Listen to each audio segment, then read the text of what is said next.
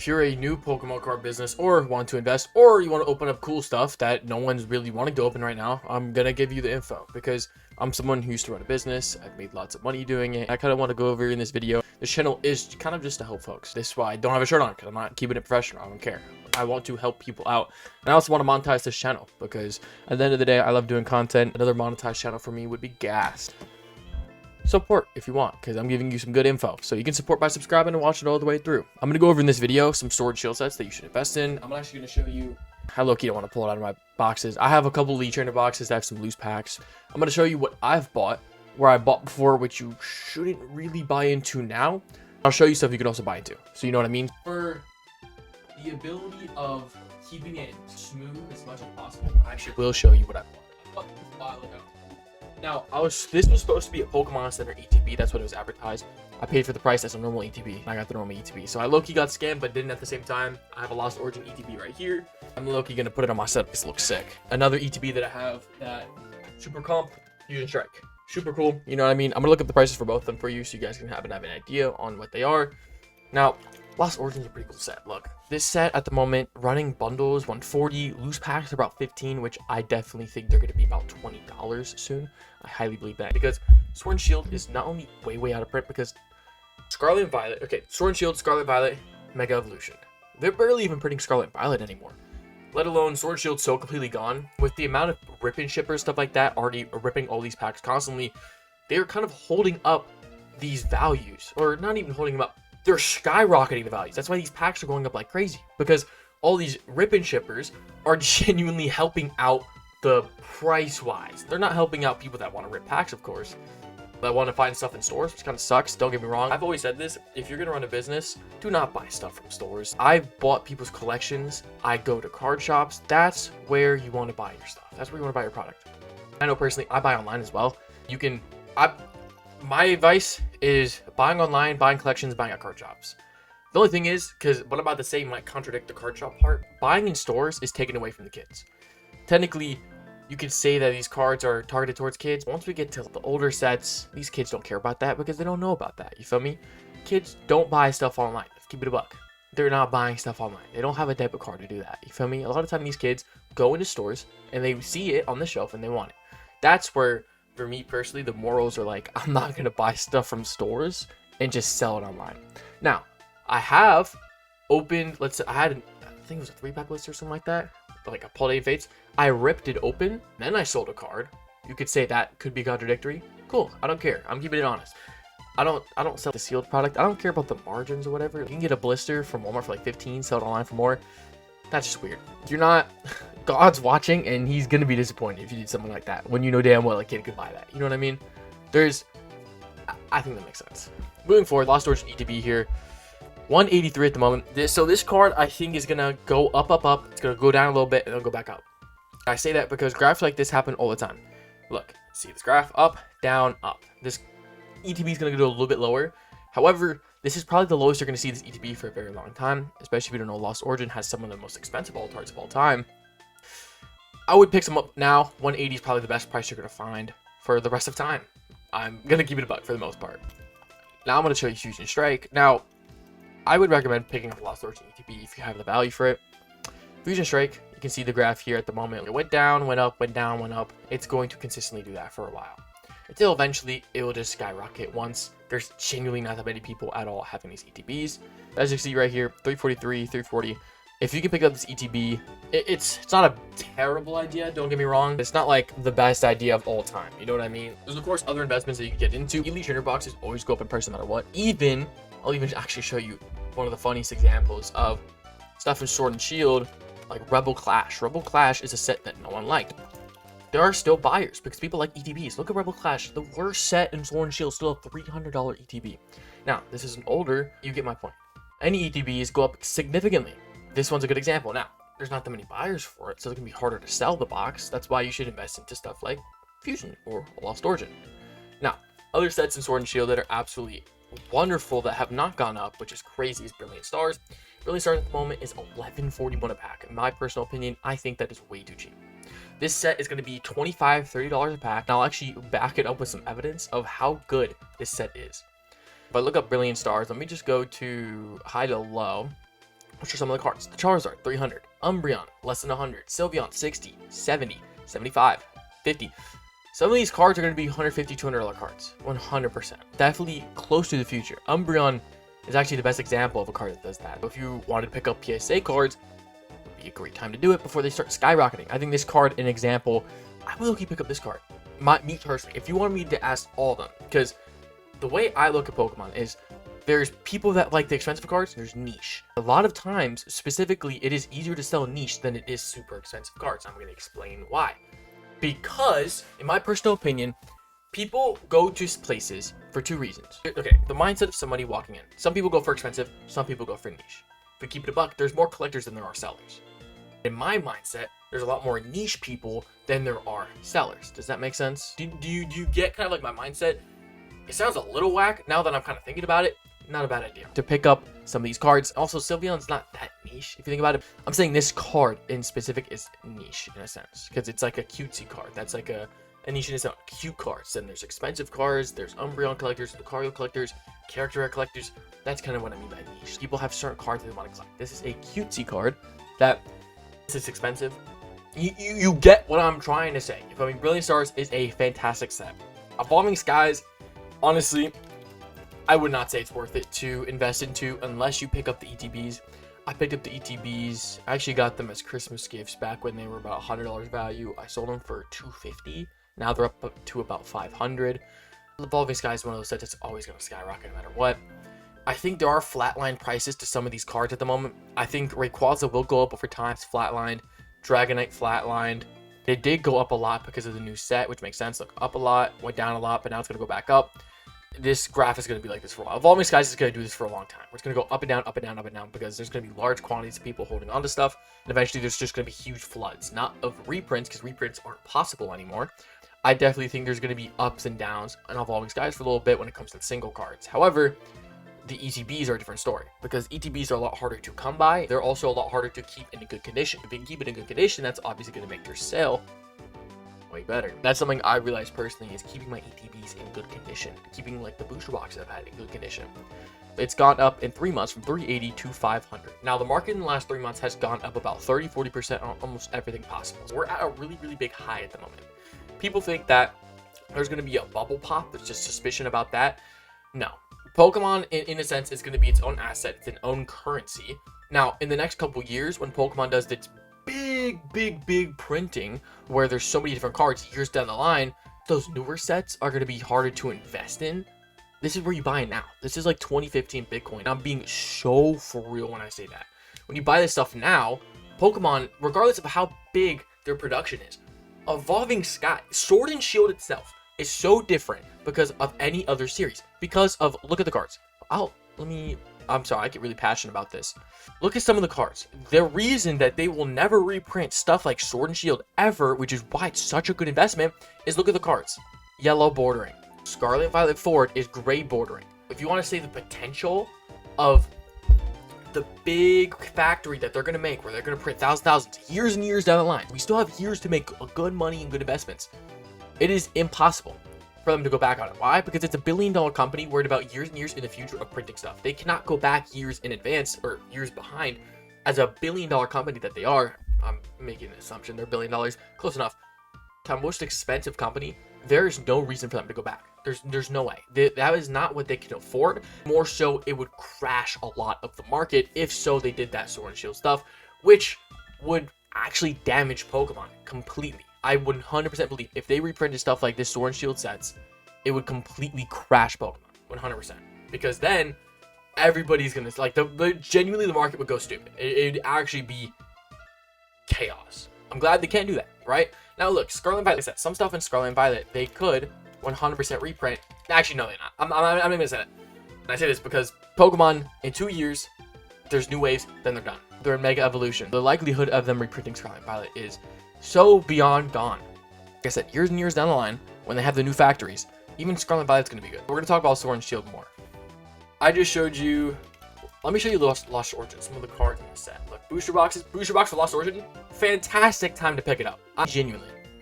It went to 800 plus, and now it's at 700. This is a great time. Look, up, down, and it's about to go up. This is such a good time. Now, if I was smart with my money and paid my taxes correctly, I wasn't in debt, I would be picking up some of this stuff right now. At the moment, I cannot. I could either liquidate some of my ETBs that I've already made good profit on and pick up a booster box, or I can make this video and hope I get monetized and kind of just tell you, pick up some of this product that's actually good because I made lots of money. You can make lots of money too.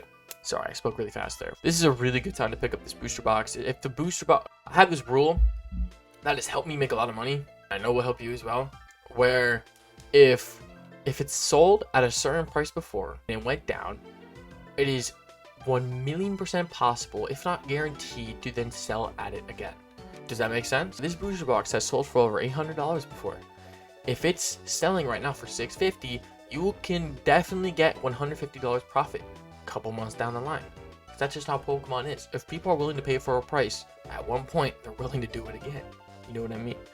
Highly recommend when you see stuff like that, when it goes up and goes down, buy at the dip. I think everybody knows buy at the dip. People don't understand when are those cues. When are those times? This is a cue that I'm telling you right now. Lost Origin is great. $600 card right here. I think this is a really interesting card. Obviously, you can make money off of this card.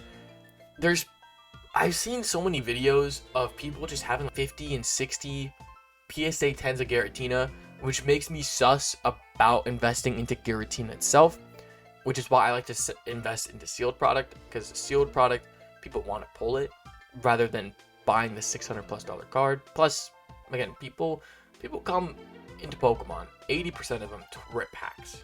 You get what I mean? There's 20% want to make money. There's 20% that want to just buy the cards and have the cards. A lot of people like the experience. A lot of people like the design of the booster box. They want to keep it sealed. I used to be a sealed collector for a pretty good amount of time. That's one of the things I did. I used to have a bunch of booster boxes back in XY when I was 15, 16. I had a Roaring Skies, Primal Clash, Evolutions. This was back when booster boxes were $90. I'd trade bulk to be able to get these booster boxes. I would have 50+ Hidden Fates packs because of the $10 tint at Target Black Friday. This is why. This is me showing you that I'm not a scalper. I've been collecting Pokemon since I was 10 years old, and I've known about the market since I was 15. So, just want to throw that out there, you feel me? Last thing I want to do is read all the comments 24/7 of, scalper this, scalper that. Lost Origin also has Pikachu, both Pikachu, by the way. Fantastic cards, good cards to pick up, good cards to grade. I think Aerodactyl 2, Charizard's only a $30 card right now. Gengar, $50. Pikachu, $46. Like, it's only an $18 Relax in this economy. You feel me? There's set like battle styles, which I guess I should go over. Battle styles, I don't recommend picking up. The booster box, I can see this being a $500 box, but it's going to take a long time because of Tyranitar's basically carrying the set. Personally, I like the Empoleon too, but this set's being carried.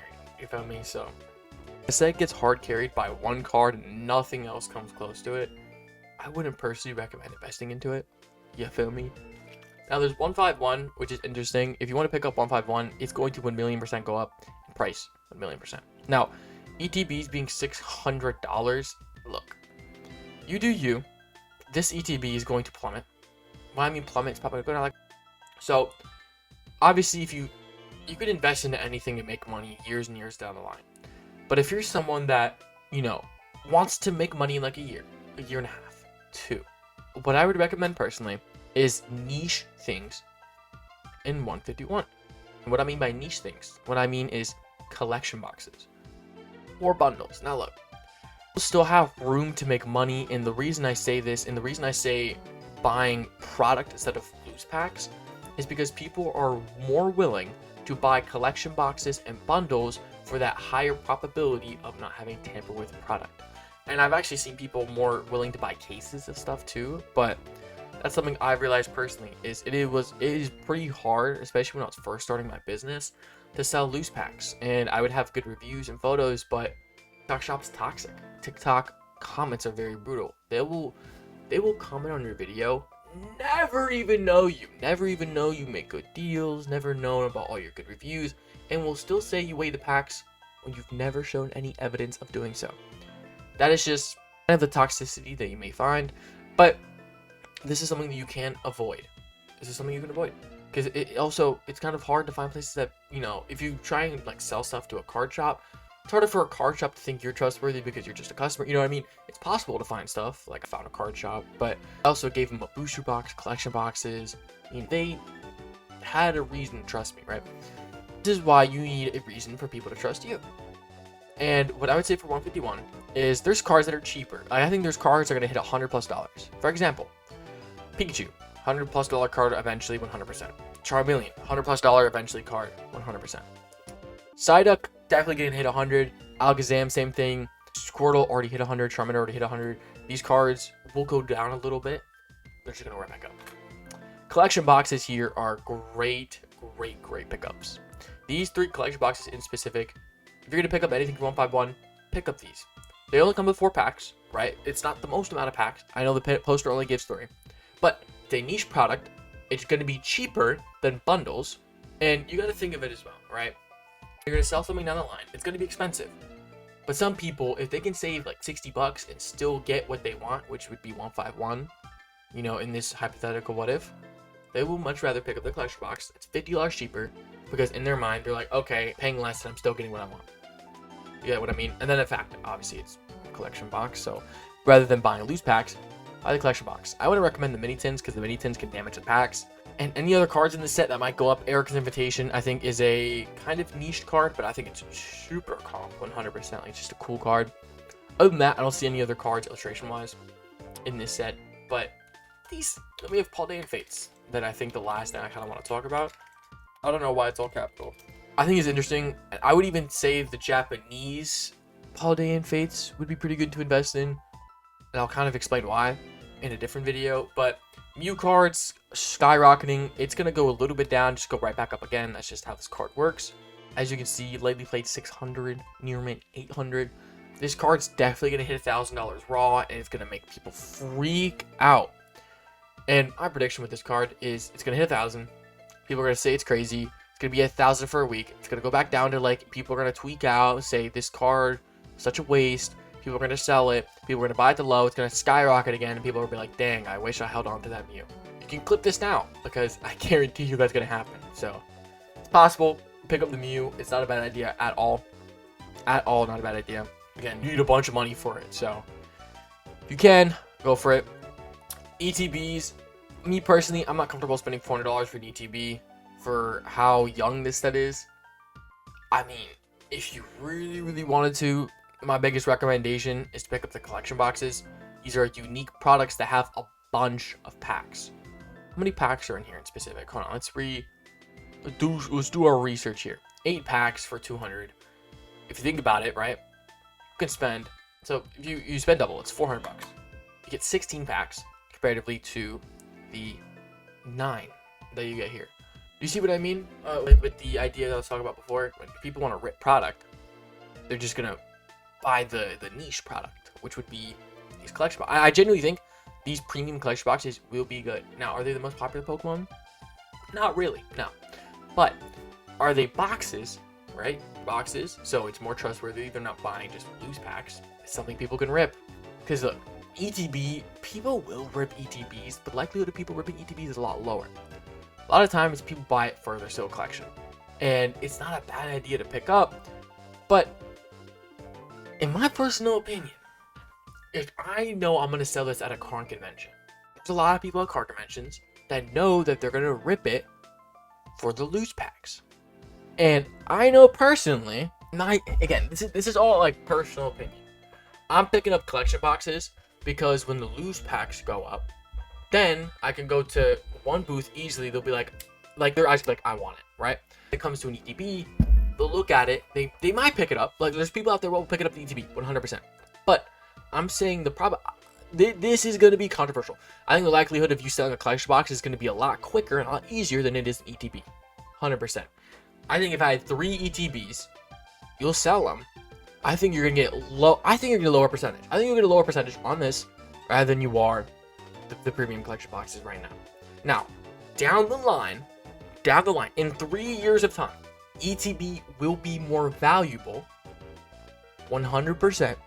But me personally, I think collection box. I think collection box. I don't think you guys get how crazy these premium collection boxes go. I'll show you an example of some that collection boxes just go up in price. Hidden Fates. Look at these premium collection boxes. $1,300. $1,200 for both of these. Now, don't get me wrong. There's Pokeball. There's the certain cards in here. This premium one, 600. Now, the Rayquaza here. Yes, that's good. That's expensive. That's big. But the whole idea I'm kind of trying to explain is that these collection boxes have this crazy value that people just love. And I think these premium collection boxes are fantastic to invest in. I'll actually show you celebrations. Like, these collection boxes are so good. Celebrations, by the way, pick these up. Just do it. It doesn't matter what you pick up, it'll go up. Do not buy the Drapion box. Pick up stuff like the Zacian Level X. It's a unique box. I actually picked it up, but it was about the price of 80. Now it's 110, 120, so pretty good for me. I've sold my Charizard and Sylveons. I think I bought them for like 8 when they first came out, and I sold them for like 100 each. Pretty cool. Pikachu collection box I bought when it was like 50 bucks. Now it's 150, right? Box I'm about to sell to a card shop, about to liquidate it. It went from 187, went up 20%. It's going up, going up. This box is not going to go down that much. This is a unique collection box that will only sell sealed. Now there's 8 packs, a couple singles. There's a potential someone's going to rip this. Potential. People buy these special collection boxes to put on their shelves for special reasons. And that's what makes them so valuable. The value of it is the sealed aspect of it. Or the fact that it's a premium box. That word premium makes you more. That's just how it is. I don't know how to put it. And like I said, I think it's controversial. The premium collection boxes will be more. Like, you will get more from selling. You'll buy at one price, and it will be at a higher price. I think when you put in money to an ETB right now, in 2 years, you will make more out of the premium box, because the premium box had a lower floor, but it's gonna have a higher high. Does that make sense? I really hope it does. Hopefully that didn't throw you off, because what I'm trying to say is you're gonna make more money in the premium collection box, is what I'm saying. I'm trying to liquidate this soon. I have a card shop that I go to, and hopefully they pick it up, because my goal is get out of my debt and then, keep investing, because that's what I want to do. Because I know right now I'm going to pick up some Brilliant Stars packs. I only have like 2 loose packs. So I'm going to pick up loose packs because, not even for that investment wise, which they could sell. I'm buying it personally for myself so I can try and pull some of those big cards for videos, because, I want to be a YouTuber. So I'm picking up Brilliant Stars because I know it's going to go up in price, but I'm not picking it up to sell later. I'm picking it up to open soon. So, look, I really hope y'all enjoyed this video when it comes to investing. Sword and Shield's the move right now. Simple as that. Scarlet Violet a little bit. Sword and Shield's the move. Pick up product. And big advice, if you see a loose pack and it's the same price as a sleeve blister, pick up the sleeve blister over it, because sleeve blister packs will make you more. And I'll see this with Sword and Shield. If a Sword and Shield pack you can get for 10 bucks, but a sleeve is $11.25. Don't spend over like $3 for a sleeve. But if you see it for like $1 more, a sleeve blister, pick up the sleeve blister more than the loose pack. Word to advice. I've made a lot of money on sleeve blister packs because the prices of them go higher. Make sense? I hope y'all enjoyed. God bless. Have a good one. Catch ya.